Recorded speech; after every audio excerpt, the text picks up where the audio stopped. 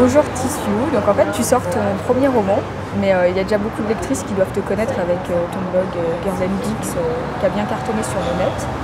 Donc en fait, est-ce que tu pourrais nous résumer comment tu passes d'un blog à du journalisme web, à une pièce de théâtre et finalement à un roman? Oui, je peux résumer parce qu'en fait c'est dans l'autre sens. Ah d'accord. Je voulais déjà, non mais depuis très longtemps je voulais écrire un roman. Je voulais écrire en général. Je voulais écrire un roman parce que c'était ça que je lisais.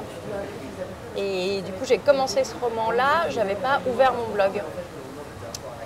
Et c'était un peu lié les deux parce que je me suis dit, hein, je vais en avoir pour des années, effectivement, ça m'a pris 3 ans et demi. Et c'est très laborieux d'écrire seul, un truc qu'on peut partager avec personne. Et à un moment je me suis dit, bah, je vais ouvrir un blog au moins. À ce moment-là, j'écris des textes courts à côté et j'ai des réactions tout de suite des gens. Et du blog, après, on m'a proposé de faire des articles, etc. Et là, je suis devenue journaliste.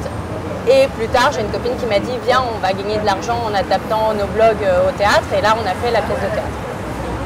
On n'a pas gagné d'argent, mais c'était une bonne idée. Et donc, est-ce que tu penses que tu vas gagner de l'argent là avec ton roman, enfin?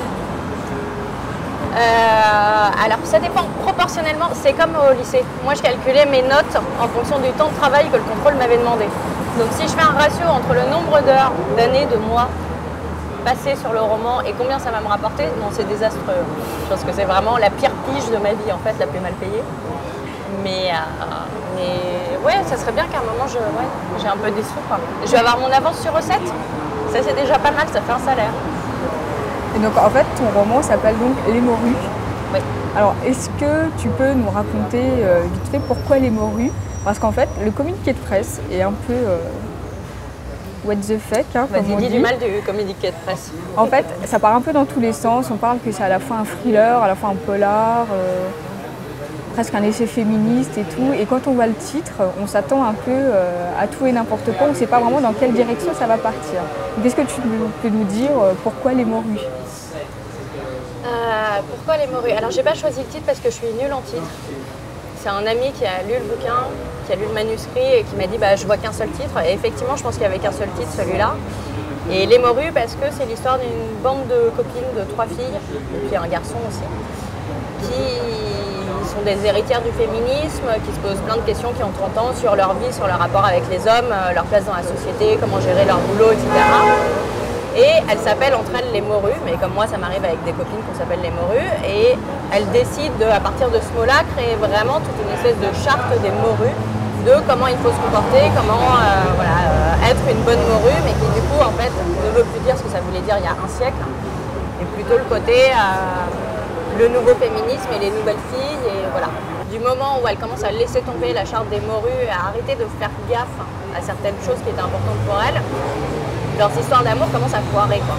Ça commence à aller très mal, donc l'héroïne Emma se retrouve installée avec son mec à lui préparer un gigot d'agneau, enfin voilà, donc là ça ne va plus et c'est effectivement le moment où la charte est complètement laissée tomber. Et en même temps c'est paradoxal parce que ce qu'elles mettent comme article dans la charte, effectivement c'est des trucs très précis. C'est impossible en définitive à tenir dans la vraie vie. Et elles le savent en l'écrivant, on ne peut pas tenir sa vie sur une espèce de position de principe, de j'accepte ça et pas ça. Non, parce qu'il faut faire des compromis, notamment dans la vie à deux, il faut faire des compromis. Et que la charte, elle l'écrit toute seule, donc il y a un truc qui ne va pas dans l'application à la mise en réalité. Je sais que c'était important pour moi de parler de sexe dedans, et je trouve que c'est quelque chose que le féminisme à un moment a pas mal laissé tomber et mis de côté. Et je pense que c'est là que se joue quelque chose de compliqué pour les femmes. Entre vouloir afficher une liberté sexuelle, en même temps traiter les autres femmes de salopes quand elles affichent la même liberté sexuelle, c'est quelque chose de très paradoxal. Je voulais en parler, je voulais montrer les difficultés qu'il y avait là-dedans, mais sans apporter de réponse, parce que je ne les ai pas, et que le but d'un roman, c'est jamais d'apporter des réponses, c'est de poser les questions, mais c'est pas d'apporter les réponses. Tu te définirais plutôt dans un féminisme qui se questionne, plutôt que dans quelque chose de clairement activiste, comme on peut voir par exemple chez Virginie Despentes, qui reprend pas mal aussi les figures par exemple de la prostitution ou autre, mais qui carrément rentre dedans dans ses livres. Toi, tu es plutôt dans une démarche de montrer un peu l'ambivalence des féministes en fait. Ouais, mais je pense qu'elle montre aussi l'ambivalence Despentes. Donc elle l'a montré, je pense que dans son cheminement, à un moment, elle a montré cette ambivalence-là et qu'après, mais parce qu'elle est plus âgée que moi aussi, qu'elle y a plus réfléchi, elle a tranché, elle a pris position. Moi, j'en suis pas à ce stade-là, mais peut-être que je le ferai effectivement à un moment. Mais c'est vrai que ce qui m'intéresse, c'est la question, c'est voilà, la tension entre deux choses. Mais en fait, tu parles donc de la sexualité aussi du viol. Ouais. Et donc en fait, il y a ton personnage Emma, donc, qui est un des personnages principaux. Elle a un discours qui peut paraître un peu ambigu sur le viol. Parce qu'en fait, dès le début du roman, elle choisit clairement de l'assumer, de dire clairement qu'elle s'est fait violer. Elle ne veut pas en faire un tabou.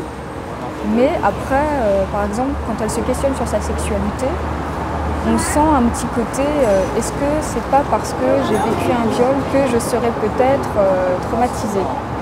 Donc en fait, est-ce que c'est comme le féminisme que tu as voulu montrer, donc il y avait toujours un questionnement, ou tu as voulu vraiment faire passer une idée sur le traumatisme? J'ai voulu alors aller à l'encontre de plusieurs trucs. Déjà, le fait que c'est très... je trouve que le viol est surreprésenté dans les fictions en général. Cinéma, dans plein de choses, c'est toujours l'élément de « et là, on découvre qu'il ou elle a été violé et tout s'explique dans sa psychologie ». Quand un personnage a subi un viol, c'est systématiquement, il se réduit à ça.